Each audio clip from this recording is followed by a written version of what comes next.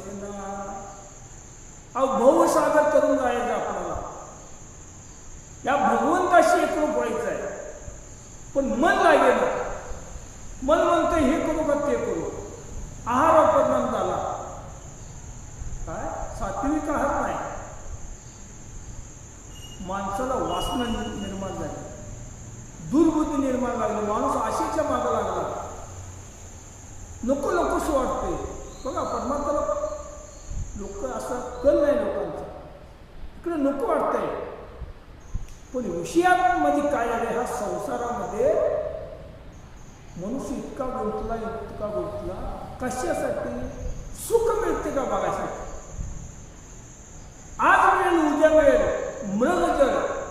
मृगजळाच्या मागत असा जशी हरिण धावत्या त्या पद्धतीने हा पळतो, मरे पण पळतो, थांबतच नाही.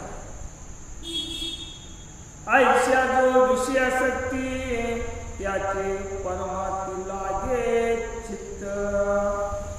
तो जगी विचरे अनासक्त परमात्मयुक्त निज बोधे. ऐसा जो विषय विरक्त.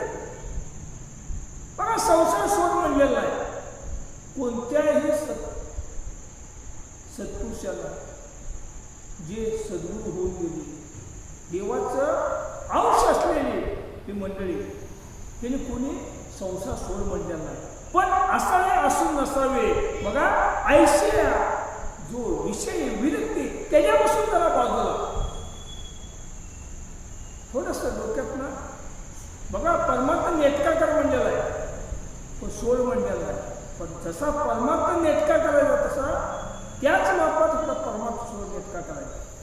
आणि जर प्रपंच जर फाटका असेल तर परमात्मा आयुष्यात नेटका होतो. आणि ते करणं सुद्धा ते पातक आहे. कारण संसाराकडे इकडं नैराश्यातून कंटाळून निघालेला त्याचा परमात्मा कुठलाच उपयोग होत नाही. कारण एक तर भगवंताने काय सांगितले, परमात्मा करत असताना प्रपंच नेटका पाहिजे, तर तुझा परमात्मा नेटका होणार आहे. जो जगी